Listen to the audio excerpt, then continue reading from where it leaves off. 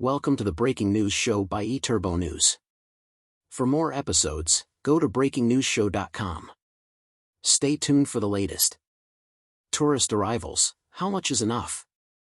Sri Lanka has set ambitious targets for tourist arrivals over the years, often without a strong foundation of research or analysis. Many such goals appear to be based more on optimism than practical realities. Tourism is a people-centric industry, driven by evolving needs, trends, and external global influences. To add to this, the complexity of the global environment also plays a major role on the decision to travel. Hence, tourism forecasting is by no means an easy task. This article examines the importance of adopting research-driven, context-specific approaches to setting tourism targets for Sri Lanka, while taking into account the country's carrying capacity and global tourism trends. Introduction. Sri Lanka tourism has certainly been on a roller coaster ride for the past 3 to 4 decades. From the heady days of the 1980s, it suffered setbacks from the long drawn-out civil war, with the industry just managing to keep its head above the water during this time. Additional external shocks such as SARS, bird flu, 9/11 and more recently COVID, dealt further blows to the growth of Sri Lanka tourism. Just when some steady growth was seen, the deadly Easter attacks occurred, where several tourists were targeted and lost their lives. Although many thought that this was the death knell of the industry, Sri Lanka did bounce back sooner than expected, only to face the COVID pandemic, which affected world tourism right across the spectrum. Despite these adversities, Sri Lanka's tourism sector showed resilience, only to be hit again by the economic crisis. Given this volatile environment that Sri Lanka has been exposed to, it is no surprise that proper forecasting of tourism growth remains a daunting task. Authorities have often set ambitious targets such as 3 million tourists by 2025 and even 10 million by 2030 without sufficient analysis of the country's capacity to sustain such numbers. While these goals sound promising, one fundamental factor is often overlooked: the carrying capacity of Sri Lanka. Can an island of just 65,000 square kilometers accommodate such large tourist volumes without significant environmental and cultural consequences? If sustainability is to be the foundation of Sri Lanka's tourism strategy, realistic arrival targets must be established so we can safely accommodate the visitors without damage to the environment and our culture. Sri Lanka travel: explore Sri Lanka holidays and discover the best time and places to visit. Too many tourists? Over-tourism refers to the phenomenon of excessive visitor numbers that create human, environmental, and social challenges. It is characterized by the high concentration of tourism activities and the negative impacts it has on destinations. Hence, all forms of mass tourism eventually would lead to over-tourism. Many global destinations are now experiencing significant backlash from local communities due to uncontrolled tourism growth. Popular destinations such as Barcelona and Amsterdam have faced declining appeal due to overcrowding and its associated negative impacts.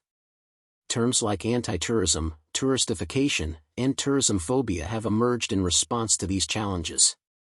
To avoid similar pitfalls, there needs to be proper planning. Firstly, relevant authorities must determine the optimum carrying capacity the destination can accommodate. Subsequently, the necessary infrastructure and management strategies must be developed to properly handle these tourist numbers to sustain the carrying capacities. Understanding carrying capacity. Tourism carrying capacity, TCC, is defined by the World Tourism Organization as the maximum number of people that may visit a tourist destination at the same time, without causing destruction of the physical, economic, socio-cultural environment and an unacceptable decrease in the quality of visitors' satisfaction. It should encompass environmental, social, physical, and economic aspects of the destination. Given all these impacts, estimation of TCC is a very complex task. The estimation of the TCC even for a specific tourism attraction is complicated, and hence estimating the TCC for the entire country is so much more complex and challenging. Proposed method of estimating ideal tourist arrivals. While we do not claim to be experts in this area by any means, but are prospering a simple rudimentary method to arrive at some benchmarks. The study proposes a comparative analysis of global tourist destinations to establish benchmarks for sustainable tourism. It firstly examines tourist footfall, arrivals per km superscript 2 of land area, in various countries. It will then assess the impact of tourism on these countries as to what extent tourism has affected them. This information will be derived through social media feedback, academic studies, and news reports. Conclusions will then be drawn as to what would be the threshold carrying capacity in relation to the land mass of a country. Tourist footfall per unit area of the country. A list of mature tourism destinations has been selected for the study, and their total annual tourism arrivals for 2018, the best year on record for arrivals to Sri Lanka, are compared to their respective land area. The current available feedback on the status of tourism in each of these countries is then recorded from various social media posts, news reports, and academic writings. Based on the current status as seen from these sources, the countries which are facing serious over-tourism problems have been highlighted in red. On the other hand, those countries that are not having any serious problems, under tourism, have been identified and highlighted in blue. Countries with emerging issues are marked in green. Country-specific analysis of study. Costa Rica. Land area, 51,100 square kilometers, footfall, 65 tourists/km superscript 2. Costa Rica is considered a leader in sustainable tourism but is now facing over-tourism challenges. Efforts to disperse tourists across the country are underway. Maldives. Land area, 300 square kilometers, footfall, 5,676 tourists/km superscript 2. Maldives' tourism development is unique because it is widely spread over some 200 islands with their regulation of one island one resort concept limiting over-tourism. 164 resort islands from a total of 1,200 islands, however, bottlenecks at Males Airport indicate potential future challenges. It is currently on the brink of facing over-tourism issues with various schemes being undertaken to the issue. France and Spain. France land area, 551,685 square kilometers, footfall, 162 tourists/km superscript 2. Spain land area, 506,030 square kilometers, footfall, 164 tourists/km superscript 2. Both countries have the largest land mass in the sample set studied but also are very popular tourism destinations with high tourist arrival numbers. They are facing severe over-tourism issues, with local communities voicing opposition.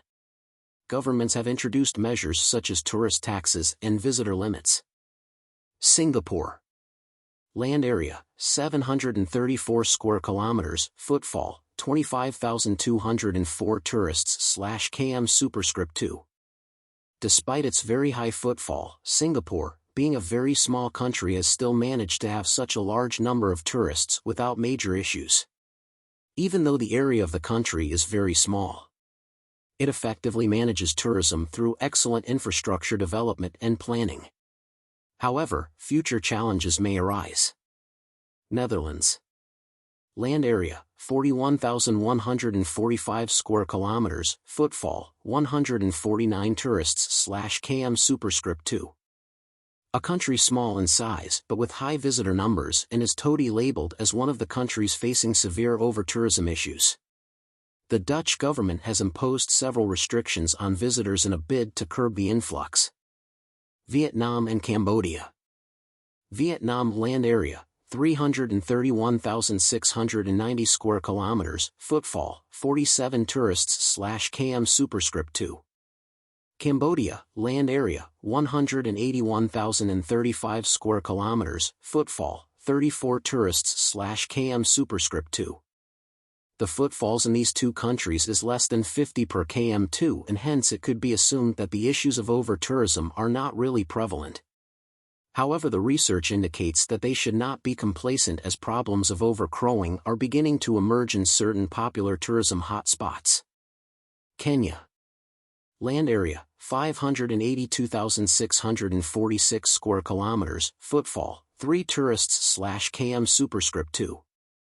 A country with a fairly large land mass and relatively low arrival numbers, about 9 times the size of Sri Lanka but having the same number of tourist arrivals, gives it the lowest footfall, along with India, among the sample set.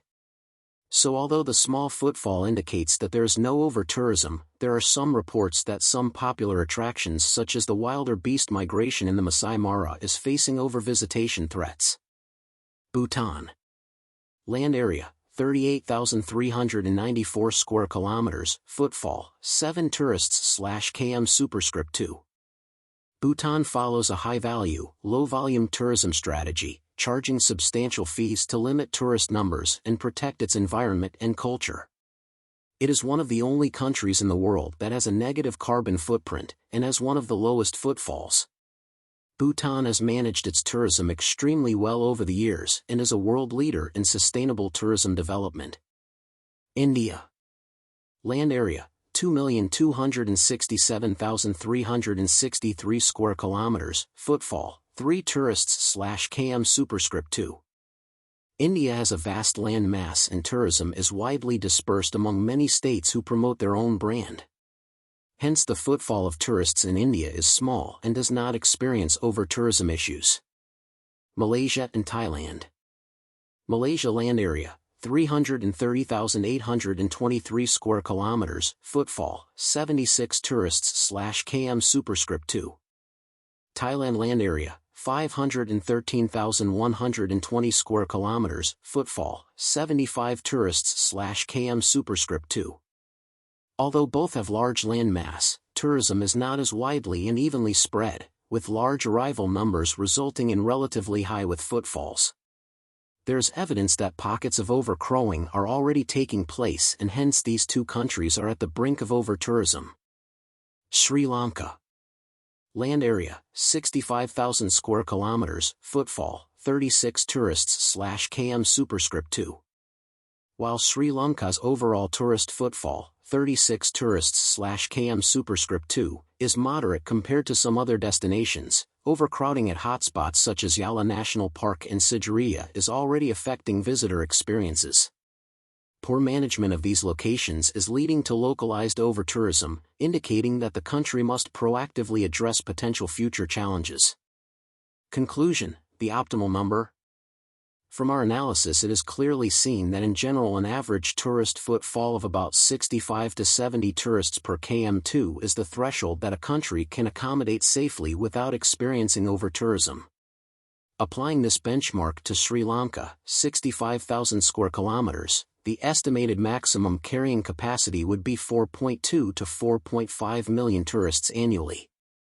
Based on this analysis therefore, Sri Lanka's maximum safe carrying capacity should be about 65,000 x 65 to 70 equals 4.2 to 4.5.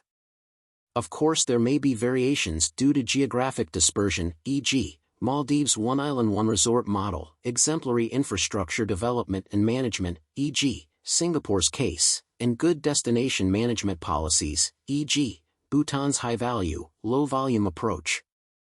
Rather than pursuing high arrival numbers, Sri Lanka should prioritize increasing tourism revenue through value-added services and premium experiences. Implementing a well-researched carrying capacity framework will help policymakers balance economic benefits with environmental and social sustainability. A shift from mass tourism, quantity, to quality tourism is essential for ensuring long-term success in Sri Lanka's tourism industry. Additionally, Sri Lanka must implement policies that encourage geographic dispersion of tourists, regulate visitor numbers at sensitive locations, and enhance sustainable infrastructure development. Strengthening community-based tourism models and incorporating conservation efforts into tourism planning will further enhance the industry's resilience and long-term viability. The authors. Srilal Mathapala is a tourism professional with over 30 years' experience. He has been a past president of the Tourist Hotels Association of Sri Lanka and now works as a consultant to one of the leading international funding agencies. Dunia Luthwat is an experienced professional in the development sector, specializing in project and program management. She currently works as a consultant for a prominent multilateral development bank. The views expressed in this study are specifically of the authors only, Srilal Mathapala and Dunia Luthwat, and in no way reflect the views of the respective authors' employers, companies, institutions, or other associated parties they may be associated with. Sri Lanka homestays, important in mainstream tourism? There has been a remarkable rise in the number of homestay operators in the tourism market today, especially in the Asian region, including Sri Lanka. They are often labeled as low-end tourism and perceived to have negative impacts on a tourism destination due to a perception that they lack good hygiene and safety standards. However, an increasing number of tourists are seeking an authentic experience and choosing homestays as their preferred accommodation while on holiday. Thank you for listening. Watch and listen to more episodes of BreakingNewsShow.com.